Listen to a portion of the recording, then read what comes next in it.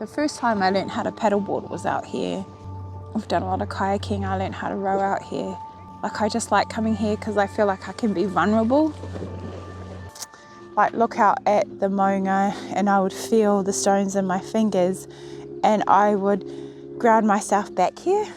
Because I think, you know, when you're having a lot of struggles, especially like since my dad passed away, it's important to kind of come back into yourself, I think.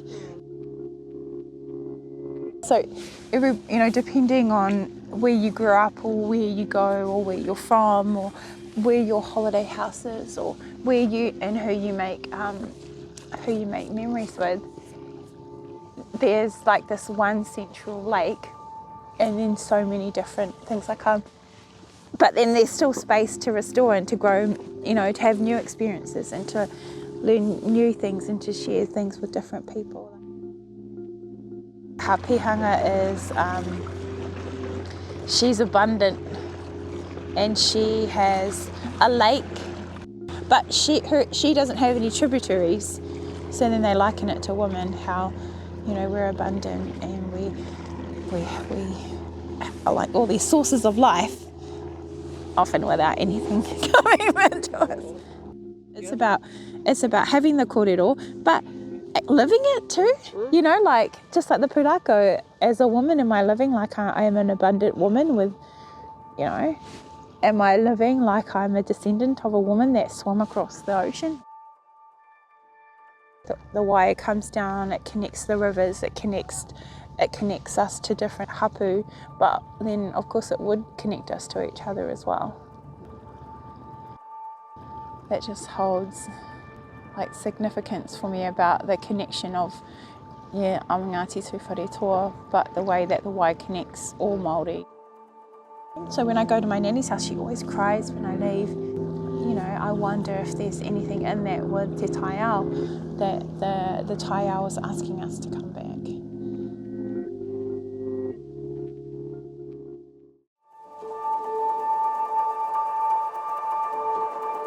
Sometimes, especially last year when things were really tough, I'd drive home and I'd just come up here for a couple of hours and in my work clothes, you know, I've got this, hoik my dress up and I've got my knife and just sit here by myself and be in the paharakeke, you know, just a moment to I said to the girls last time, you know, if you can sort of block out the car noise.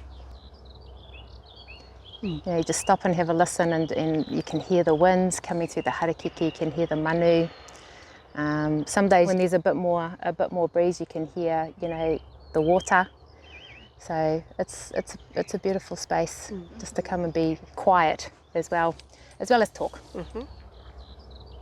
My time of just sitting in the practice and actually learning something new as well, rather than just always doing the passing on part. Yeah, so I've got to get more of a balance with that next year. The purpose of today is that we want to keep these whānau, these families healthy. We have another whakatauki that says, "Tūngia te ururua kia whakatipu ai te harakeke." So clear away the dead stuff so that the whānau can grow. The clearing and the harvesting of it is, I think sometimes it's almost secondary. For me, the most beautiful part is that we're all here together. And we get to have a bit of a kōrero and spend some time together. As busy wāhine and wāhine time, I don't think I take enough opportunities just to kind of stand back and have a look at the difference that we've made. So if we just turn back, you know, and send our aroha into the pā, and even though it's been hundreds of little small intentions and small sets of multiple cuts and clearing and cleaning with the intention and the aroha that's centred into it. Look at the difference that we've made just from all of those little small actions. It's beautiful. Thank you. Thank you for bringing your ringa aroha, your hands to the mahi.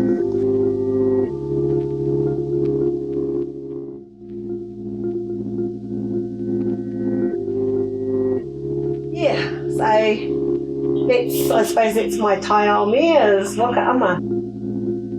But this is also better for the hauora, because you go out on the water and doesn't matter if if it's the moana, our lake moana, or whether it's our awa, or whether it's going out on the moana, it still gives you that same, gives you back what you put out. So, you can be like, ko Aotearoa, and it'll give you that last little burst to like finish off the bits. Your surroundings and stuff just helps you get through. Laha, kete tahi is up on the maunga, and you can see it more often than not. Have a look tomorrow and see if you can see a little bit of steam blowing up out of the maunga. So that was the kete that finally got there, the one kete that made it to Ngātaruerangi. Depends where you're standing to what it's called. And so the names are similar, but it might be different as a kōrero from different people. I say to them, when someone will say, oh, but that kōrero's not right. And I'll go, no, it's just different. And if you think about it, if I was on this side of Tauhara Maunga, I see this. Yeah. But if you're on that side of Tauhara Maunga, you see that. So it's depending on where you were and where you were standing or where the kōrero was. It's not wrong, it's just different. It's like to be able to use those, to be able to kōrero. We're using our boys, and that was Steely's idea, because I would always talk to kōrero, and he's like, oh, we should name all the boys, for the tupuna around here so that you can use that to kōrero too. So with the kids, they all know the names and they become familiar, and then the stories go, and then you'll hear the older ones telling the younger ones, oh yeah, that's blah blah blah, and she bought the kumara on the Te Arawa Waka, and stuff. And so is to link the stories or key stories to each poem so that there's a living kōrero, because at the moment the kōrero's inside mine and Matula's heads. So now we need to get it out of our heads so that it's accessible to other people, and so that people don't have to research it later. And it can be added to. It's like, there might be stuff that we don't know that people could add to it.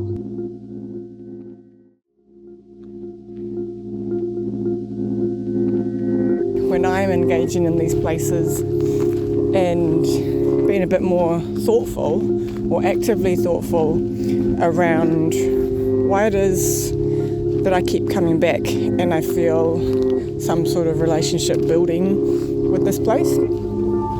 And it helped me in remembering some of the previous places that I had connected to.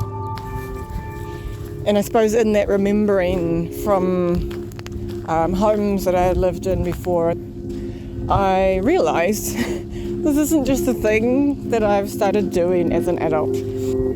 I think I've probably been doing this in some way or another my entire life. It's the seeing kōtare kind of perching on tiny little mangrove shoots, just waiting for something to fly by to eat. It's all of those kind of wonderful things that you, without always knowing consciously, those things you just let in when you do it repetitively, when you come back, when you keep looking and when you keep listening. And that it's an active kind of medicine for me. This place is now part of me. Kia ora. And you see I get distracted quite easily. Morena. I am always listening when I'm here. I've just stopped talking for a second. I am by no means an expert, but I am actively, intentionally, consciously working to develop that relationship with them, because it's the way that I have access, and it's also something that I kind of find simple, and I think that that's okay.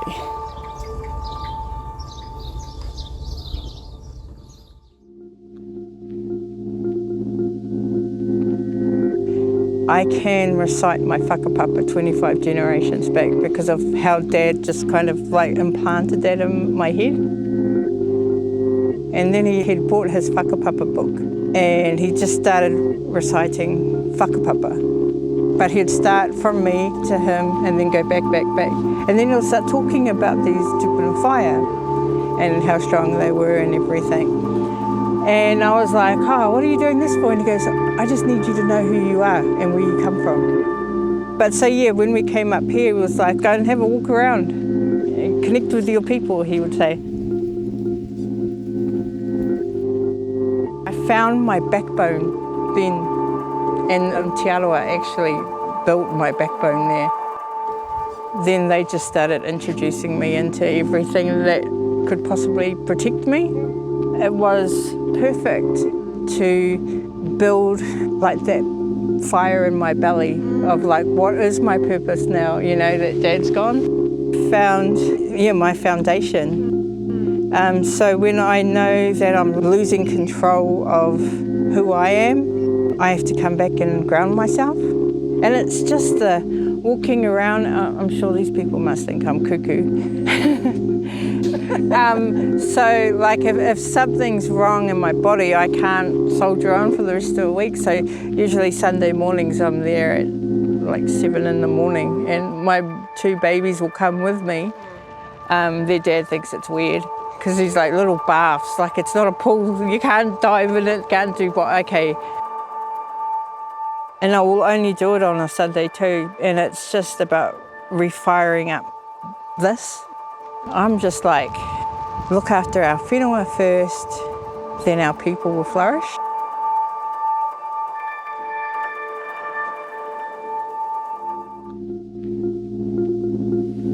This is Titiro Reserve, and it is quite I find it kind of an eerie wairua here.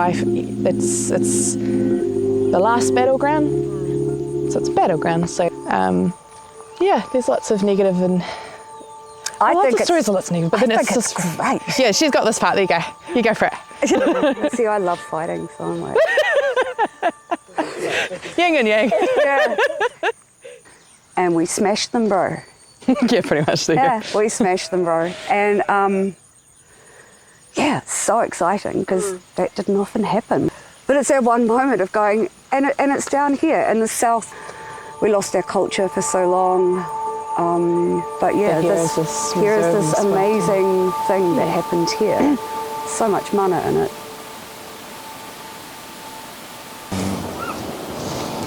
Just trying to find a sense of connection also. Yeah, but no, it's just through reading and talking to people and just wanting to know more and more and more. And I'm one of those people, if somebody puts a wall in front of me, I'm like, well, just smash it up. Not that that's worked out terribly well for me in life, but doing mahi like this and working with Caitlin, and it's just about reclaiming mana. And this is good. This is, my bitterness is easing as I age. How does that feel for you? I quite like my bitterness. It's my little dark friend, and I'm not gonna let it go entirely. It's been great company. Yeah, I think the people who lived here and our ancestors who were here had to be, pretty harsh people who live in a harsh environment. Not like harsh, but it was hard. It would have been hard. Yeah, because he would have been good kai. That's why they came here. So we have got absolutely no idea, but the urapa somewhere here. Yep. I don't like that it's unfounded and unkept and unloved, but I do like that I could think of this wider areas to come to remember her and be with her in this wider general stretch. I think that's nice.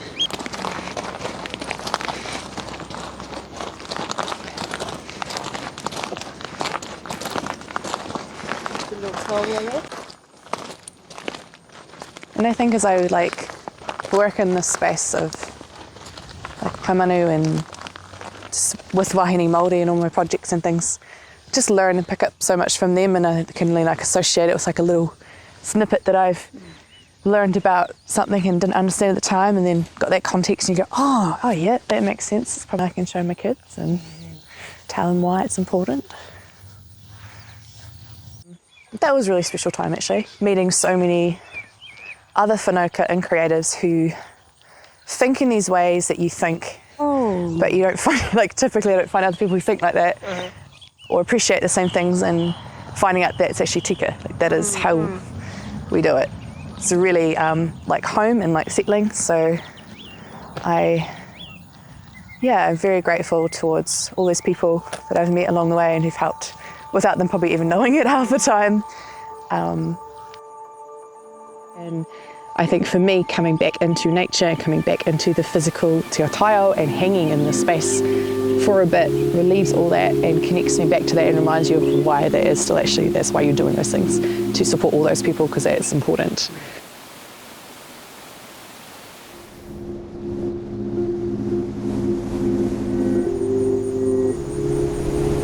You know, sometimes I'll come on a hikoi and I'll be like, oh yeah, you know, that's part of the whenua, like these rocks, they're fucking rugged. Like, if you fall on them, if you treat them like shit, they will cut you, they will bruise you, they will whatever. And I'm like, yeah, I can be like that. Like, I can be brutal. But I can also be soft like the awa and the moana. That learning was actually really significant in my accepting personality traits.